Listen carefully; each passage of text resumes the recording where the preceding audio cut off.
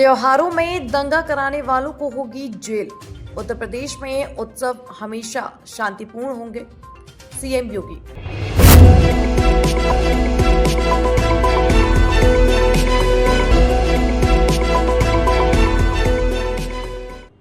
लखनऊ में मुख्यमंत्री योगी आदित्यनाथ ने गैस सिलेंडर रिफिल सब्सिडी वितरण कार्यक्रम में कहा, अगर कोई भी उत्साह और उमंग के इस त्योहार में रंग में भंग डालने का प्रयास करेगा तो जेल की सलाखें उसका इंतजार कर रही होंगी। चाहे वह कोई भी हो, उसे अंदर डालने में देर नहीं लगेगी। इसलिए त्योहारों और उत्सवों को शांतिपूर्ण और सौहार्दपूर्ण तरीके से मनाया जाना चाहिए। पिछले 8 वर्षों में उत्तर प्रदेश में किसी भी समुदाय के जितने भी त्योहार मनाए गए हैं, वे सभी शांतिपूर्ण तरीके से आयोजित किए गए हैं। यह अब दंगाइयों के आगे झुकने वाली सरकार नहीं है। यह वह सरकार है जो जिस भाषा में समझता है उसे उस भाषा में समझाना जानती है। बहनों और भाइयों, ये कार्यक्रम उसी का हिस्सा है, उसी का हिस्सा है। इससे जो पैसे की बचत होगी, इससे आप अपने घर में बच्चों के लिए कुछ अन्य सामग्री खरीद सकते हैं। परिवार के लोगों के उत्साह को, आने वाले अतिथियों के उत्साह को और उमंगपूर्ण बना सकते हैं। और इसलिए राज्य सरकार उन सभी परिवारों के प्रति होली की और दीपावली की बधाई स्वरूप ये रसोई गैस के सिलेंडर उपलब्ध करवाने का कार्य करती है। बहनों और भाइयों, जब अच्छी सरकार आती है तो ऐसे ही लोक मंगल की कामना के साथ सबके हित के बारे में सोचती है। 17 के पहले इस प्रदेश में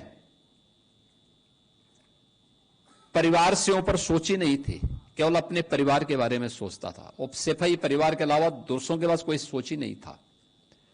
घूम फिर करके सब वही चाचा भतीजा और महाभारत के सभी रिश्ते उसमें आते थे और एक ही परिवार के सारे लोग उसमें लाभ लेते थे, लूट लेते थे, डकैती डाल देते थे।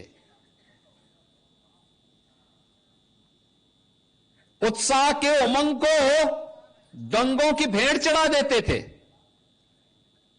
गुंडागिर्दी के भेंट चढ़ा देते थे, अव्यवस्था फैलाते थे। किसी भी गरीब को योजना का लाभ नहीं मिल पाता था। नौजवानों की नौकरी में डकैती पड़ती थी। विकास के कार्यों के पैसे में छीना झपटी होती थी। गरीब को इसका लाभ नहीं मिल पाता था। परिणाम क्या होता था? प्रदेश पर्व और त्योहार भी नहीं मना पाता था।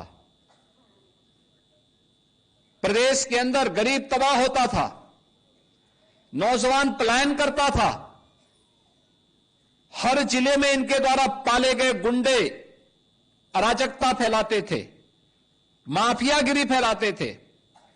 और उन माफिया के सामने, उन गुंडों के सामने, उन दंगाइयों के सामने इस समाजवादी पार्टी के नेता, इनके मंत्री और इनका मुख्यमंत्री नाक रगड़ करके उनको दंगों करने की छूट देती थी।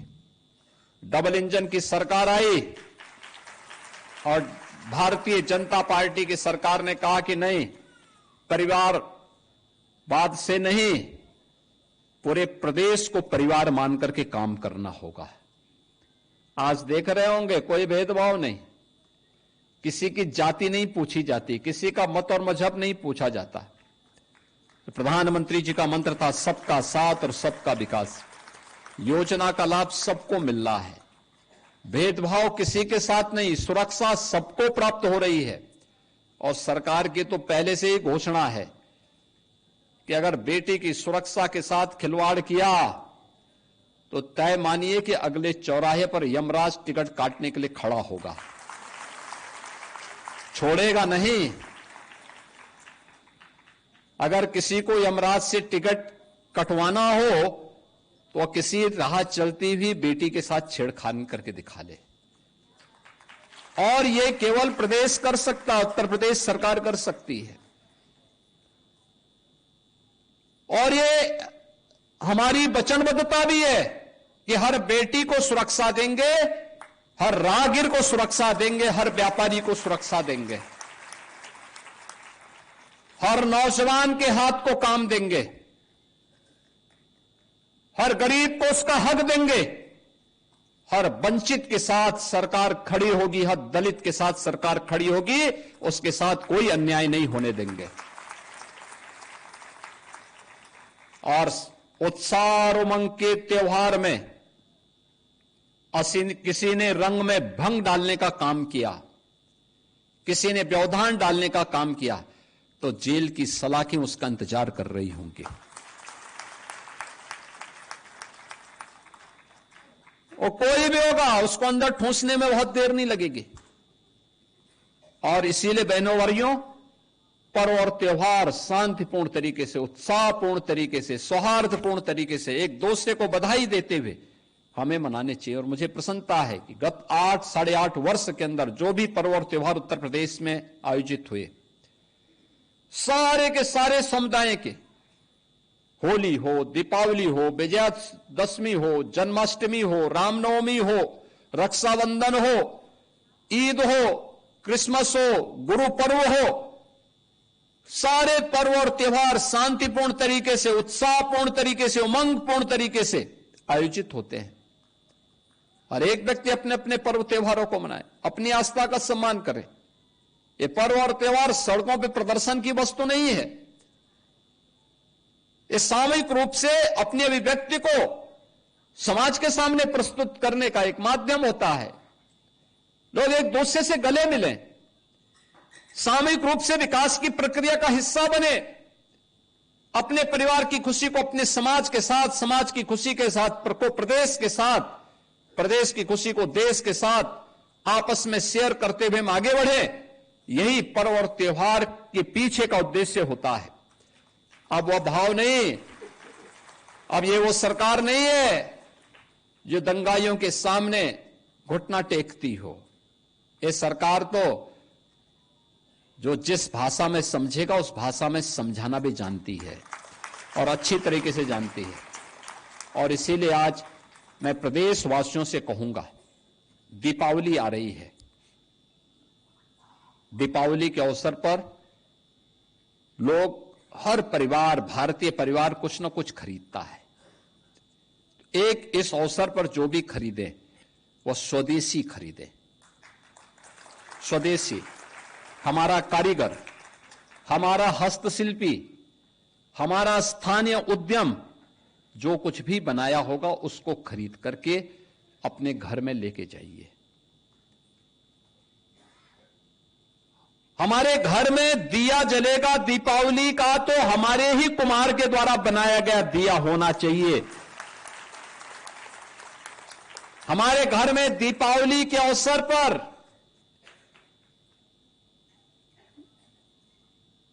लक्ष्मी गणेश जी की जो मूर्ति बनेगी वह भी हमारे ही कारीगर के द्वारा बनाई जानी चाहिए, कहीं विदेश से नहीं आना चाहिए। वो हम किसी को उपहार भी दे रहे हैं, अपने हित मित्र को, शुभचिंतक को, नातेदार रिश्तेदार को, वह भी स्वदेशी होना चाहिए, वह भी स्वदेशी होना चाहिए और स्वदेशी ही आपको गिफ्ट भी देना चाहिए किसी भी आयोजन के अवसर पर। ये पैसा अगर मुनाफा जाएगा हमारे कारीगरों के हाथ में जाएगा, हस्तशिल्पियों के पास जाएगा, हमारे श्रमिकों के पास जाएगा, तो समृद्धि उनके पास भी आएगी। और समृद्धि उनके पास भी आएगी तो यह समृद्धि देश के काम आएगी, देश के काम आएगी। विकसित भारत बनेगा। विकसित भारत के लिए हम सबको सामूहिक रूप से प्रयास करना होगा। और दूसरा, पर्व और त्योहार में एक चीज का हमें और ध्यान देना होगा, और वह ये कि अगर हमने अपने परिवार की आवश्यकताओं की पूर्ति कर ली है तो थोड़ा सा उसमें से बचा करके किसी एक गरीब को जरूर कुछ सहायता करने के लिए तैयार होना चाहिए। आपकी बगल में याद करिए ना,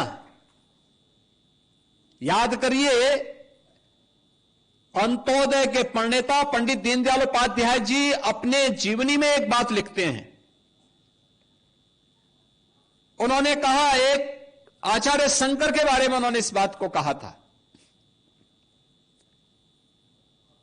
कि वे भिक्षाटन करते हुए देश के अंदर जब सनातन धर्म की मूल्यों और आदर्शों की स्थापना करने के लिए निकले थे तो पूरे देश के अंदर भ्रमण कर रहे थे और उस समय वे एक बड़े घर के सामने गए। सन्यासी के लिए आवश्यक होता है कि वह दिन में एक बार भिक्षा लेगा, लेकिन किसी एक घर से। तो स्वाभाविक रूप से देख करके गए बड़े घर के पास भिक्षा लेने के लिए। उन्होंने भिक्षाम देही का अपने मुंह से उच्चारण निकाला। एक सन्यासी को सामने देख करके घर की महिला भिक्षा लेकर के निकली, लेकिन इससे पहले कि भिक्षा उनके पास जाती, उनकी झोली में जाती, उन्होंने देखा कि इस बंगले के ठीक सामने एक गरीब करहा रहा है। तो उन्होंने अपनी झोली को बंद कर दिया, भिक्षा नीचे गिर गई। परिवार के मुखिया ने कहा, ये सब आप क्या कर दिए? उसने कहा, नहीं, मैं आपके यहां का भिक्षा नहीं ले सकता। कहा, क्यों? कहा कि मैं भागीदार बन जाऊंगा, मैं आपके पाप में भागीदार बन जाऊंगा। कहा, कैसे? कहा कि ये भिक्षा आप मुझे देना चाहते हैं, आप ये दिखावा करना चाहते हैं।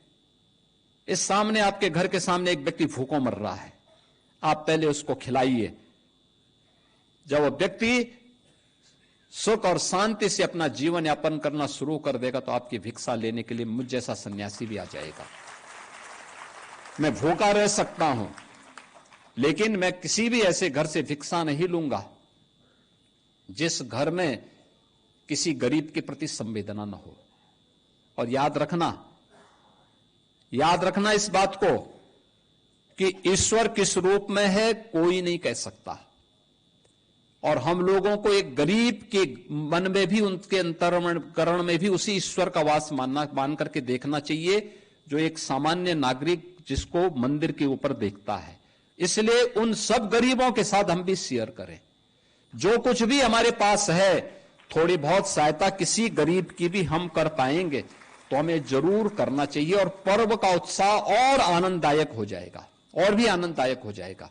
और मेरी आप सबसे अपील होगी, पूरे प्रदेशवासियों से अपील होगी कि पर्व और त्योहार के समय किसी एक गरीब की सहायता जरूर अतिरिक्त करिए। आप अपने नातेदार रिश्तेदारों की सहायता तो करते ही होंगे, लेकिन एक गरीब को भी जरूर कोई ना कोई सहायता इस पर्व और त्योहार के समय देंगे। उन बच्चों को जरूर देंगे जिनको कोई पूछने वाला नहीं है, तो उत्साह और उमंग और आनंददायक हो जाएगा। मैं एक बार फिर से पूरे प्रदेश को दीपावली की हृदय से बधाई देता हूं। आज जिन लाभार्थियों को यह वितरित हो रहा है, वे अब जाकर के उनके खाते में वे सीधे जाएं, अपना सिलेंडर वहां पे लेने की व्यवस्था शुरू कर लें, या अगले 2 महीने तक ये सुविधा आपको प्राप्त होती रहेगी। कभी भी जाकर के लेकर के अपना सिलेंडर ले सकते हैं वहां से, ये आप कर सकते हैं। आपके इस आज के इस अवसर पर मैं एक बार फिर से 1,86,00,000 उन सभी उज्ज्वला योजना के लाभार्थियों को इस अवसर पर बधाई देता हूं। दीपावली की मंगलमय शुभकामनाएं पूरे प्रदेशवासियों को देते हुए वाणी को विराम देता हूं। धन्यवाद। जय हिंद। बहुत बहुत धन्यवाद माननीय मुख्यमंत्री महोदय। और अब एक समूह चित्र लाभार्थियों के साथ माननीय मुख्यमंत्री जी अपने आसन की ओर बढ़ रहे हैं, आप लाभार्थियों के बीच में। और वयम राष्ट्रे जागृयाम पुरोहिता, राष्ट्र को जागृत रखने वाले हम पुरोहित की भूमिका में हैं। माननीय मुख्यमंत्री महोदय ने एक अपने सेवा के संकल्प को भी व्यक्त किया। माननीय प्रधानमंत्री महोदय द्वारा जिस उज्ज्वला योजना का शुभारंभ किया, उसके लाभार्थियों को चेक भी वितरित किए। और